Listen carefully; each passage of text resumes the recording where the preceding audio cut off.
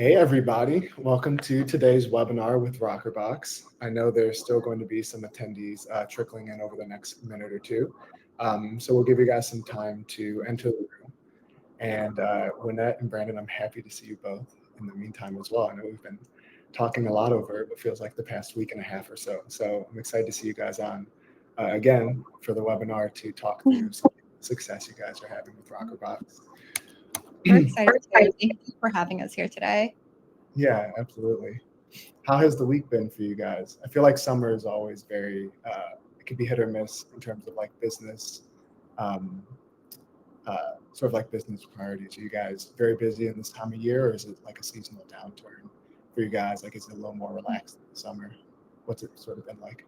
I would say right now we are thinking about our plans for holiday. We start pretty early, and so we're thinking through that. We're having a lot of brainstorms, so really busy.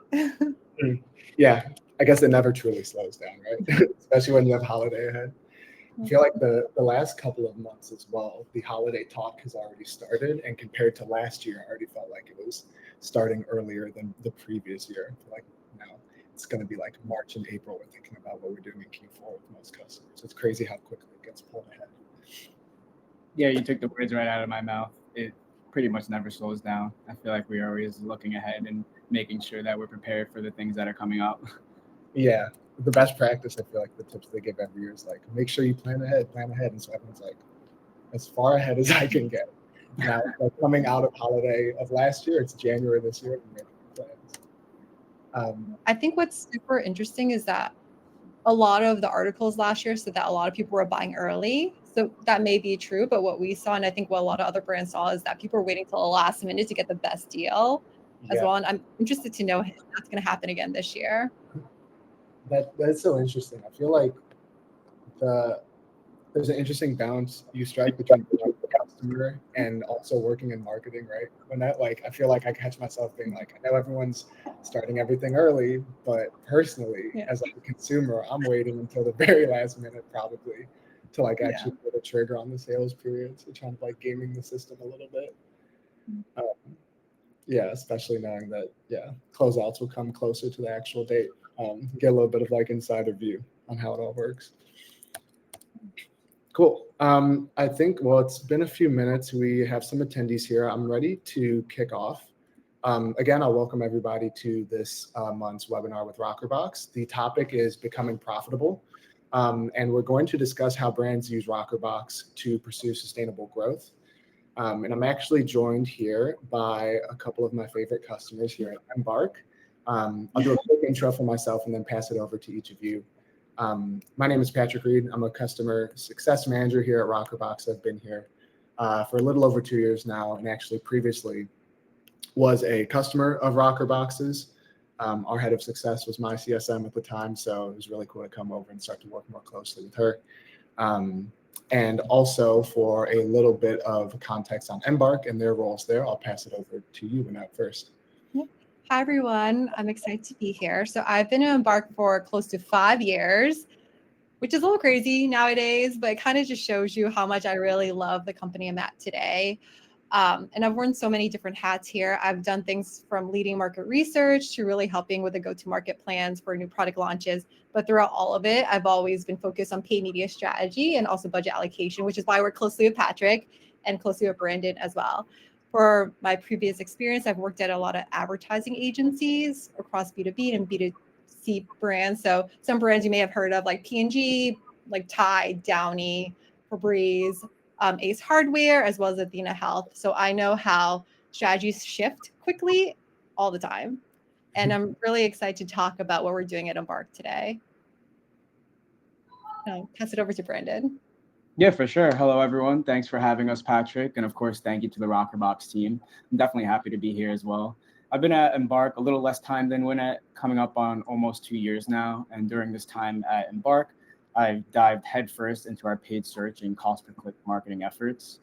And I've also been quite familiar with the Rockerbox platform from my short time here. Before joining Embark, I worked at 2 different advertising agencies managing paid search tactics for multiple clients, some notable clients on the pharmaceutical side, or Johnson & Johnson. And I also worked at a smaller boutique luxury agency with the notable client being Skims. And my time here at both agencies helped me understand paid search is pretty essential to bottom of funnel capture channel. And I'm just looking forward to speaking to some of the ways that Rockerbox supports our approach at sustainable growth and looking at multiple different touch points throughout the funnel. And I realized also we didn't answer your question, like what is Embark? So we are really known for our dog DNA test. A lot of our core audiences are people who get rescues and they're like, I have no idea about my dog's history or background. So they get us and we help them uncover their dog's breed, health as well. And then also if the dog's family or close family, relatives, brother, sister, etc., have used Embark, we can connect the two of them together and we can let you know if the other dog is your brother, your sister, your mother, your father, or a close relative. We also sell supplements as well, so joint, multi, and allergy. And we do a lot of other stuff really, but I would say our hero product is our dog DNA test, and that's what a lot of people know about us. Awesome. Thank you guys so much for those intros. I love hearing some of that like background and resume. I didn't actually know that you guys had so much previous experience as well with like these other cool brands. So that's awesome to hear. Cool. I can hop over into the first question that we wanted to talk through today. And I think in terms of a little bit of context, like as I thought about topics to put together for this month's webinar, felt like something I've noticed that I feel like probably a lot of people on this call can relate to, as well as like the changing tides of like leadership direction towards like what we're pursuing on any given like quarter-to-quarter basis. I think there's a lot of macro uncertainty right now in the economy that is, as always, sustainable, like profitable growth is the goal for every business, right? But depending on sort of like the time of year or the stage and phase of the business, the sort of like directives that you have to focus on the most do change. And I feel like a lot of customers have started to think more about like, how can we sort of like do more with less in a time of uncertainty to sort of like reinvest into our like core business, make sure we're sort of like creating like, sometimes I consider like the most dense customer base possible, right? The most value in it, concentrating enough value in our customer base. And so I thought that'd be a really nice topic to talk through with Embark, because I know you guys are really familiar, of course, for any marketer, like with CPA and ROAS, those sort of like primary KPIs that a lot of us look at day to day.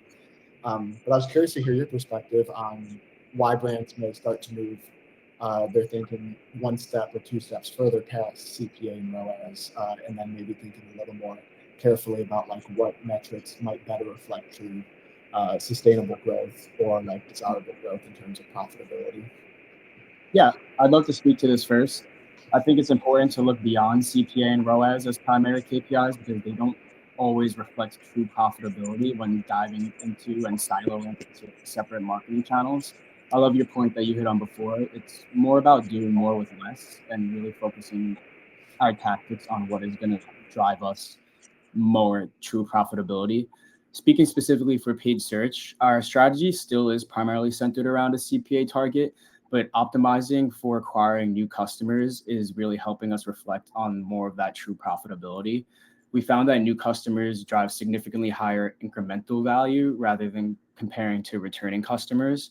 And that's a big metric that we're going to be, where we've been tied to previously for paid search, where it reflects more of true profitability, like you mentioned. And a result of this is a bulk of our paid search efforts are focused on acquiring these new customers, introducing them into our brand, where returning customers don't always have the same incremental value when we acquire them at such a bottom of funnel tactic, where most of our customers are pretty loyal to our brand. So it's more important for such a bottom of funnel tactic to really be focused on driving new customers and then introducing them into our brand and keeping them loyal with more lifetime value products that I touched on a little bit before. I think Rockerbox plays an important role in helping us reflect on our success in capturing new customers, because one of the key features in Rockerbox is the ability to distinguish the cost per acquisition between new and returning customers. This allows us to like optimize CPA specific to new customer acquisition. And this visibility also supports our strategy, which is closely tied to ensuring that at least 80% of our paid search conversions are coming from new customers. It's a very helpful view in Rockerbox, and just making sure that the spend that we're putting into these channels is actually being pushed towards new customers and increasing the incremental value that way, rather than looking at all customers as a whole. And then just to add to that, so like from overarching strategy, we look at blended ROAS. So yes, every one of our channels we look at from a CPA or ROAS perspective, but that is really narrow and it's like very channel specific. So what's more important for us is like, okay, all these channels, like what is that blended ROAS? Where can we increase or decrease? And is it healthy for us as a business? We also look at contribution margin as well. Like what is that true amount of money we're getting back at the end of the day? Because that's what we all care about. And then for revenue, what's important from revenue is like, we understand it's one amount, but of that, we dig deeper. Is it from new customers, or is it for returning customers, as Brendan mentioned, or is a lot of it from organic channels, or is it from paid channels? What is that true relationship there? So we look at this on a weekly basis to really understand the trends. Another thing we also look at is like, we're best friends with our finance team. We look at the P&L. We need to understand how the business health is. And that at the end of the day is super important for us. So I recommend everyone be friends with your finance team and understand that P&L. I'm not a mole from the finance team, but I just, again, think that it's really important for you to understand every single line item, because that's the only way you'll understand, again, the health of your business and if you're really profitable. Some other things we do. So as I mentioned, we have a supplements line. You can do a one-time purchase there, or you can subscribe. From a subscription perspective, we look at CAC, we look at churn rate, we look at payback period. And the questions that we ask ourselves are like, hey, are we making a profit? How long does it take to break even? When do people really churn? Can we proactively reach out to them before they decide to churn? In fact, we do this about, I'm gonna say 1 to 2 times every 3 months. More recently, we took a look at this and we noticed that some of our channels were inefficient. So we paused that and shifted strategies. So I think, again, it's really important to just like take a pause and evaluate performance and understand, are you truly profitable? Another thing we do is, and Brandon touched on this, is incremental attribution is really important. So we conduct a lot of incrementality tests across a lot of our channels. This is more of a gut check to understand, are we driving incremental value? Is this channel really effective? Are these creatives actually doing something for us? And then again, we're always about cutting costs. So I think like these are some things to consider when thinking about profitability. I also don't want to discount CPA and ROAS, because again, we do take a look at that. But I think if you're thinking larger business perspective, all the other metrics that I've named are really important. Yeah, I love those answers. I think there seems to be, like, as you guys have both shared, there's like CPA and ROAS are, of course, sort of like the tip of the spear, like, especially if you're a marketer, like this is going to be something that's always sort of like true north metrics. But then as you start to think maybe more about like 1 to 2 steps deeper in terms of thinking about like sustainable growth, what does that really mean? Yeah. That number one involves a few different perspectives from the business, which like when that, like you said, like finance is going to be like the bottom line, literally the bottom line there for like what actually is or isn't worth pursuing, right? And I feel like in some of those conversations, that's when you start to layer on additional metrics, maybe like where you're looking at contribution margin, or like whatever your understanding of like a customer lifetime and lifetime value is. And that sort of sets the stage for some of that more advanced analysis of like, okay, $10 spent here on Facebook brings us back X, Y, and Z, and this is desirable for, 1, 2, 3 reasons. So I think, yeah, the way you guys put that was really well said. One other thing I thought was interesting was, Brandon, I think you mentioned sort of like using Rockerbox for like targeting new customer growth specifically, and I think that's interesting because I actually just got off a call with a customer today about how they are using Rockerbox. They use it essentially to identify that like they were unknowingly in pursuit of just sort of like more revenue, top line revenue, which I think on the surface can appear as like good growth, right? Like everyone wants more revenue. But what they were able to use Rockerbox to understand is that like actually this revenue growth wasn't coming from new customer growth. So it's not necessarily like the most sustainable or indirect way to pursue that revenue growth. So it's sort of like you want to make sure you're not trading like long-term sustainability for like short-term benefit as well. I totally agree with that. I think like at that point, then it's like looking deeper into those metrics. Like, okay, like what are we missing? Like what's happening? How are we reaching these new customers? can we invest more in this channel versus that channel? What are the messages appealing to them? And can we take more like creative flexibility there? Yeah, absolutely. It's always about taking it like 1 to 2 more steps deeper when you're thinking about measurement. I think that's really good. Yeah. Sorry, Brandon. Yeah, I was going to say, bouncing back what you said, a lot of the strategy and the targeting is set in platform, but using Rockerbox just to confirm that our strategies are actively working on new customers and looking at that split of new customers versus returning customers is helping guide our decisions in platform and continually optimize against those new customers. Amazing. Yeah, I'd love to hear that. Cool. I think we can move over to the second question, which is how are leading brands like Embark using Rockerbox to establish and benchmark baseline performance expectations across their marketing channels? I think before we hop into some of the answers there, I can give a little bit more context as well for like sort of how Rockerbox is intended to be used for this space. So of course we're like primarily a multi-touch attribution tool, but also more broadly just sort of like the general go-to measurement solution for brands. And I would say, like from my CSM perspective, the way our most successful customers use Rockerbox to establish and benchmark baseline is that like once you've completed onboarding with Rockerbox, I think you have it as a completely new lens through which to reassess everything else that you understand about your business, particularly when it comes to like your marketing data set. And what that does is, of course, we deduplicate conversions across like across your website and the different ad platforms that you're running on. So we are starting to see, like the way I think of Rockerbox data is a more like trued up, standardized, normalized read on your marketing performance that you can then use to compare different channels, apples to apples, in a way that you can't do it when all of your ads managers are siloed, sort of in their own measurement worlds. And so what that does for customers is usually makes them recalibrate what their understanding of like efficiency on any given channel, or like how much any channel is contributing to like revenue growth or new customer conversions in Rockerbox terms. And it gives them a new sort of like point of reference to think about how they want to optimize their marketing from that baseline. But yeah, would love to hear from you, Lynette and Brandon, like sort of how you think about it over at Embark.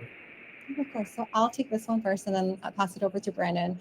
I mentioned earlier, I've been at Embark for 5 years. So I understand how it was like before Rockerbox and after Rockerbox. And I was actually a part of the core team that brought Rockerbox and MTA Solutions to Embark. So I can talk about those key differences. So before Rockerbox, we were really relying heavily on last click attribution from platform reported metrics and from agencies, from promo code redemptions, from our like podcast, and even linear video, we had promo code on it.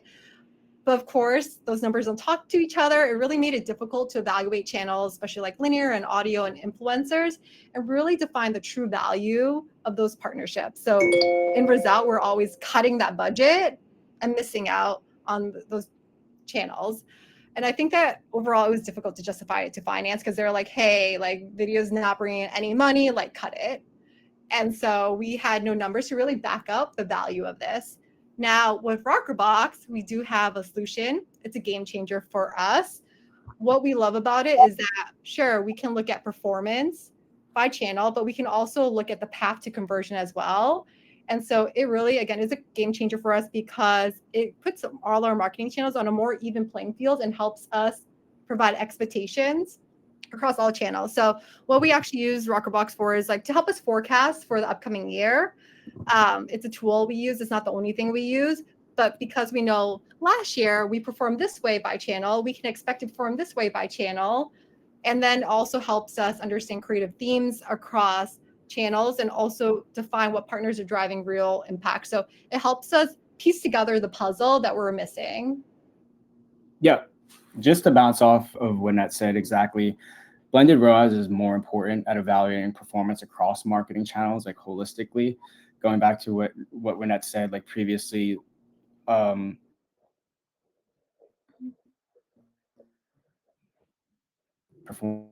at a last click. Looking at individuals in a siloed view or a last touch view from platform level, we may want to assign more spend on them, but we need to go back to the main focus, which is on incremental value rather than immediate ROAS wins and what we're seeing in platform immediately. I think going back to what you said, Patrick, just mentioning like comparing apples to apples, it gives better attribution to other channels where we can see the more holistic view of where conversions are coming in through our funnel and then assigning credit to those channels accurately rather than looking at channels in a siloed view. Let's say if we're looking at platform level performance, certain platforms will look way better in terms of ROAS rather than others, but that's not a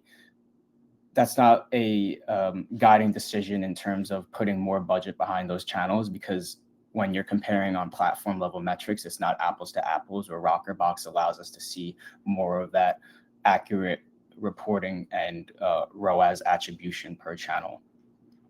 Yeah, that's fascinating. Have you guys that it makes me think how you guys are using it now. Like do you remember before Rockerbox came on, like were you guys managing against blended ROAS, or like was there that concept? Because I'm almost thinking like without something like Rockerbox, like how do you blend a ROAS across a bunch of different ads platforms that have fundamentally different methodology, right? Yeah, no. So to your answer, no, we're not that advanced with that. We could always make assumptions. So how we kind of looked at it is like, okay, this channel had this ROAS and CPA. That channel has this ROAS and CPA. This means because, for example, affiliate had a better ROAS. Let's do more of the affiliate if you can. Again, like it was not on an even playing field. It was just like do what you can with the numbers that you can. I got it. Yeah. So those decisions are kind of being made not in a vacuum, but like in sort of their own territory as well, not necessarily considered across like the big picture of the business. I think that was great though before Rockerbox is that we were live across the entire, like all channels. Like, yeah, we couldn't really prove linear video or podcast as well, but we believed that it helped the business. So because we believed it, we were able to test into it. But I think the difficult part was like, okay, now analyze the performance. Yeah, like how do you back out into like what the actual impact was? Yeah, when it has more experience. Yeah, I was gonna say when it has more experience here, where she knows how we were optimizing before Rockerbox, but speaking specifically to Rockerbox, these numbers speak to each other way better rather than looking at individual platform performance, where, like you said, Patrick, making decisions in the vacuum isn't the best decision when considering like that blended ROAS. Mm-hmm.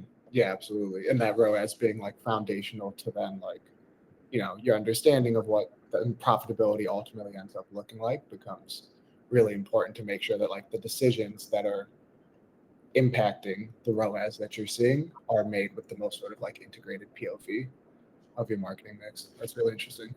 Cool. No questions yet, so I can move on to question 3. The next one, I'm really interested to hear what you guys think about this, is how do you think brands should be thinking about profit margins at the product level when evaluating campaign success? I feel like that's something that's starting to come up a lot more with definitely my book of customers as we start to think about, or some of it is like business dependent, right? Like if you're selling a different assortment of goods, maybe like more like pure play e-commerce products, there's of course going to be like different costs associated with the different products people are buying. But yeah, would really be interested to hear how sort of like Embark thinks about that and its product assortment.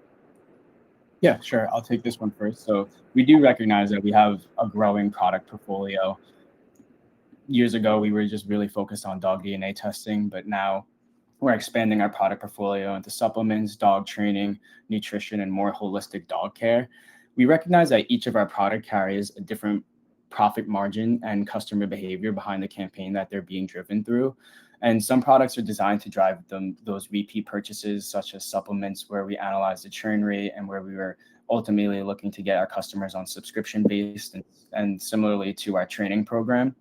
And other products are focused on one-time conversions with higher margins and higher volume, which would be speaking to our dog DNA test. And for that reason, that is why we prioritize our product of dog DNA test and the campaigns that are pushing this product. This offers stronger margins and higher volume. And thinking of our customer entry point into our brand. This is a more effective entry point for our customers and helps build the trust that our customers have in our brand. And then from there, we can introduce them to other products in our portfolios with other campaigns that are pushing those products, like supplements and mainly our supplements, where we would be looking at more returning customers for supplements where they previously bought an Embark DNA test, and we want to extend their lifetime value. And just having the visibility into the campaign performance at a product level, segmenting those campaigns, tracking ROAS by product, we're able to make smarter budget allocation decisions, focusing more of our spend on that hero product that ends up driving more lifetime value for our customers where they go into more of our product line. And I agree with what Brandon says. I like everything +1, +1,000. I think something I do want to talk about a little bit is the definition of campaign success. I see it as more than just sales. I see it more as like, do we do the job of converting that one-time customer to a repeat customer? Are they now a brand advocate? The reason why I see that is because we know based on our post-purchase surveys and our brand tracker that people know about us from word of mouth, whether it's like at a dog park, talking to family friends, through paid social comments or reviews. We track this information and we want to continue growing that positive sentiment. So we always yes, I know we're talking about like metrics like profitability, like how do you really analyze it? But also at the end of the day, it goes back to the customer. Were they happy? Or are they going to buy again from us? Are they going to advocate for us? So I see that as a successful sale as well. Well, it's not a sale, but it's success metric. Yeah, I think that's a really good point. Like, it's almost like so simple, it's easy to overlook, but like the easiest way to find profit is to not have to pay an additional dollar to convince someone to become or to care about Embark, right? So like of all of the really, I'd say loyal customers that you guys have, that sort of network effect of being a brand advocate is one of the best. It's hard in some cases harder to measure, but is one of the best ways actually to make sure that you're getting the most out of the however long ago it took to deploy marketing spend to have someone learn about you, maybe online or something like that. So I really like the way you put that, Annette. Brandon, I did have a question, just sort of I guess I have less insight into how this goes on that, the side of the e-com business, but in terms of your guys' understanding of profit margins, is that just I don't think we have that baked into your Rockerbox account at the moment, but that's something that internally you guys have a read on the cost of each of the different supplement products or something that you're selling, and then you end up doing sort of a join between that internal data with the marketing or acquisition spend that you track in Rockerbox. Yes, exactly what you mentioned, where we're looking at our hero products to really drive more of that incremental value. Okay, got it. Yeah, I think that's interesting. There's some similarities between how I feel maybe a more of a merchant mindset would think about an assortment mix of the products they're selling, and then also the marketer's mindset of their marketing mix of the efficiency of the money they're deploying. I think where you have a lot of those sort of eureka moments is where those come together, where the people acquiring business and then also sustaining the business I have a really tight rapport there in pursuit of that sustainable growth like that. The only question we had was just if this webinar is going to be recorded. So yeah, Kinga, this is being recorded, and I'll also share it out afterwards. So anything you missed for the first 25 minutes or so, you'll be able to catch up on this thing. And thank you for being here. Cool. This is actually going to be the last question of the webinar, but it is, I think, a great way to round this out. And the question is, what does it look like to optimize a marketing mix based on profitability rather than performance alone? And what are the trade-offs or challenges involved? I think that's probably a pretty nice segue from that conversation we just actually ended on the previous question. Yeah, I could start off with this one too. So marketing mix based on profitability rather than performance alone. That really means taking a look at holistic view of all marketing channels and really focusing on that blended ROAS. When we evaluate each channel in isolation, it's critical to understand that different channels contribute differently to the overall marketing mix, and we want to assign correct attribution to each of the channels. speaking specifically to paid search and how it plays a role in the blended ROAS, paid search may appear to have a higher ROAS than some of the other marketing channels when looking in Rockerbox, but understanding where these conversions are coming from in paid search is really what's helping guide our decisions, whether that is like first touch, middle touch, or last touch, and assigning the credit there. I think the main challenge in this approach is the trade-off between like short-term performance metrics like ROAS and then rethinking like our long-term profitability. Channels will not always look efficient in siloed metrics, but play a critical role in driving new customer acquisition, where tactics like paid media and influencer will have a wider halo effect across the brand, and bottom of funnel channels don't really speak to that halo effect that can be contributed through like top of funnel like metrics. I think analyzing the path to conversion data in Rockerbox is super helpful, where we understand where they're entering the funnel and really focus on that halo effect.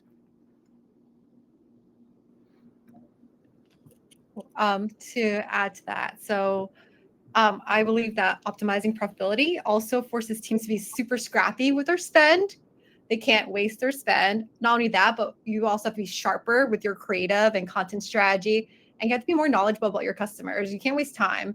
You have to make sure that the creative assets that you create speak directly to your audience and the stage of the funnel they're in. So I think like for us specifically, whenever we're in moments of like thinking about sustainable profitability, we do reanalyze like, hey, who are our audience and what's the information that we can get to gather to create this audience profile. We recently did an exercise in this, and we really defined like the different barriers to entry, like different ways to reach out to them. And now we're conducting quick tests to understand how to really reach them. And I think, again, like it's a good exercise for all teams. I think like a challenge that I do want to highlight is the over optimization for short-term profitability. A lot of teams fall into this. They can stunt growth. We're not perfect. We've fallen into this trap before as well in the past. And like, so the question is like, what do you do when this happens? And some things that we have done to get out of this is that we have quick comms with the finance team. Again, they're your best friend. Talk to them, make sure you're aligned and that you have a path forward and that you're all aligned on this. I think also like looking beyond your channel and just getting the overall picture. So as I mentioned, we look at P&L, we look at contribution margin. We also take a look at product trends. We look at year-over-year trends. We look at all the different lines of business because we have our own website, embarkbet.com, but we're also on Amazon and Chewy. We have a BD team. So we try to take a look at the overall picture and see like, okay, like where can we really flex in? What's the whole story? What's happening here? And then, as I mentioned earlier, we also do incrementality tests because it's a gut check to understand like, are we truly profitable here? And can we be doing something differently? Yeah, I think what resonates with me a lot about sort of how you guys have answered those questions is there feels like there's just a lot of like intentionality behind what is important or like what is considered a good outcome of the marketing. And like, I don't know, the more I like read through this question, I'm thinking like, yeah, it's easy to, or it's simple to like deploy a bunch of ad spend and say like, I'm acquiring something, but like, if that's the intention, that sort of like leaves out a whole nother part of the equation, which is like, is that the acquisition I really want to get? Like, yes, I can find some sort of customer here, but if it's not someone who's like also like a long-term fit or sort of like the right value of customer for my business, maybe like I need to add some additional nuance or sort of think about what my intention really is with spend, you know, scaling up spend on this top of funnel channel or like investing more here on Facebook. Like, are these customers that we know are coming in through this channel good Embark customers, or are they just, you know, something that might just be like a one-time purchase and maybe like churn later on? So I think that sort of intention of like what you're actually bringing in and welcoming into your business is a really, really like important mindset to keep in mind, whether you're like marketer, e-commerce, like somewhere in between. Patrick, I love how you use the word intentional because that's exactly it. We are very intentional about our spend, about our marketing tactics, about everything that we do. Because again, at the end of the day, we care about the customer. We have to make sure we get the right customer.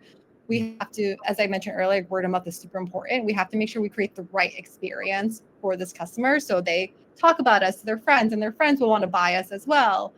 And I think something to add here, not really part of this, is like we're always asking ourselves, what are we learning? We actually have weekly meetings every week, and we talk about how our performance is and what we're learning, and then we share insights and see if like other channels or other teams want to take that insight and run with it. So I think that's also really important as well.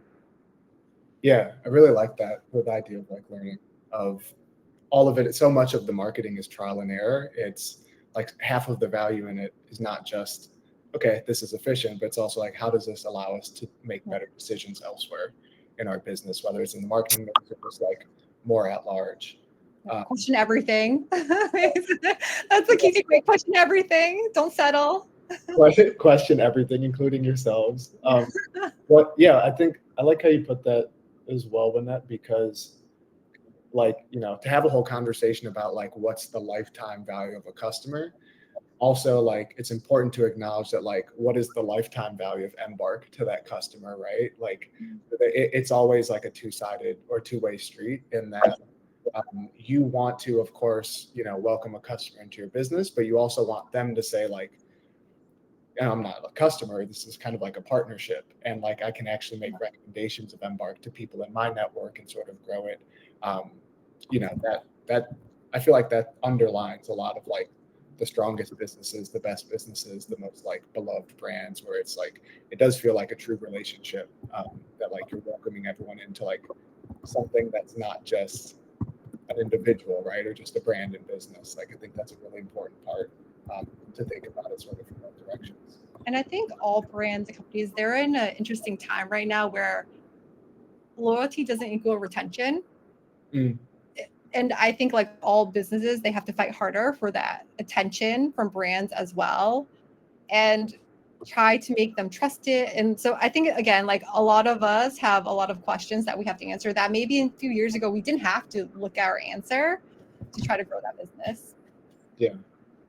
We did have a couple of additional questions from the audience, guys, actually, that I think the first question is from Brian. And his question is, was Embark using GA4 prior? Lynette, this one might be for you. And what do you see as the biggest downside to GA4 versus Rockerbox? Were you guys just using like GA4 for, like, what were you using as your attribution solution before you guys came to Rockerbox? It was very platform focused. Mm-hmm. So for example, we were in share sale. So we kind of looked at share sale information. With linear video, we had agencies. So we like referenced the agency information. I would not say it wasn't perfect. Mm-hmm. I think like Brandon, you could probably talk more about J4 versus Rockerbox. Yeah, I can speak to some of that too. And Brian, I think maybe not as relevant for Embark, but there are many customers who, when they start working with Rockerbox, were previously using GA4, if not as their primary, one of their primary ways to measure success in their marketing mix. And you know, I think we could talk probably for a long time about the benefits that Rockerbox has, maybe differently from GA4, but I'd say the biggest ones are just like we have visibility into a lot of tracking a lot of inventory and attributing credit to channels that GA4 doesn't necessarily have visibility into.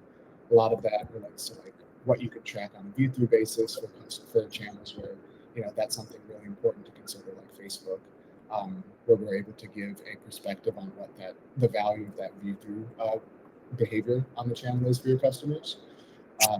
And then to your second point, which is, does Rockerbox give a longer post-click attribution window than GA4? We do. Rockerbox, sort of like out-of-the-box look-back window for clicks, is like 150 days.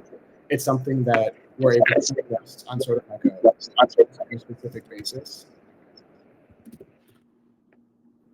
Sorry, I think I was echoing on myself. We're able to adjust on a customer-specific basis, but right out of the box, we do have a longer attribution window. A lot of that has to do with just like what makes sense for your business and how long that consideration period for your customers is going to be. We have one more question from Yuri, which is, how do you think about or account for LTV with your blended ROAS approach? Yeah, Embark, I think you guys are definitely adopted that like blended ROAS approach, but LTV is something we're still in progress actually on sort of like cracking the code on. But we've started to lay a lot of that data foundation with the work or with the data from Rockerbox as well. I don't know if like when maybe you have a POV into sort of like the timeline of how you guys are thinking about the importance of putting that together, but I will say that as we've mentioned, like we're known for a dog DNA test, which is oftentimes a one-time purchase. But recently we added supplements to our SKU of products, and we're doing a lot more investment to a lot of other products. So we're currently trying to figure out lifetime value right now. We don't have the answer. So as Patrick mentioned, we're working on it together right now. Yeah, I think a lot of that lifetime value comes from cross-selling our products to on some of our product pages, speaking to like the e-com side, adding in more product abilities where you can group multiple products on top of the dog DNA test, just introduces more of a wider product range to our customers. But to your point, measuring lifetime value is something that we're looking forward to. Yeah. And I have one other thought that might be helpful for you as well. Like something I've seen across some other like successful Rockerbox customers is the idea that, you know, your acquisition, say you pay $100 on Facebook to acquire a customer who makes an initial purchase of, you know, $50 or whatever, like maybe your ROAS, what's that, like 0.5. But if that person goes, and this is going to be business dependent, but like if that person goes on to make 2, 3, 4 more purchases over the course of the next year or something from you, your tolerance for an acquisition cost on that channel is actually going to be probably much higher than what you might expect just based on an initial purchase ROAS. So you might say like, hey, on an initial purchase, I'm maybe losing money on a customer that I acquire, but I know that over the course of the next 8 months or so, that $100 that I spent to acquire someone on Facebook is going to turn into, you know, $300 or so over the course of that customer's like time with the business. So I think that sort of like analysis is so important because it helps a lot of businesses start to reassess what they see as like their tolerance for acquisition costs, sort of like on the front end of their marketing. Cool. Well, that is the last question of the presentation that we had, unless anyone else from the audience has one more topic they'd like us to touch on. I think I'd like to thank you both, Wynette and Brandon, for hopping on here and being so generous with your time this week. I know it's busy this month. And I hope you guys both have some out of offices coming up that you can plan for. But thank you so much for joining here. It's always a great pleasure to speak to you guys and learn a little bit more about your business. Thank you for having us. It was really fun. Yeah, no, thank you for having us. And this was a great conversation, I think. Absolutely. Well, thank you so much, everyone. We're always fun to talk about marketing. Well, great. I'll see you guys soon. And then we will also send out the recording and sort of receipts of this webinar to those who attended. So thank you so much, everyone. Enjoy the rest of your Thursday. Thank you. Bye. Bye.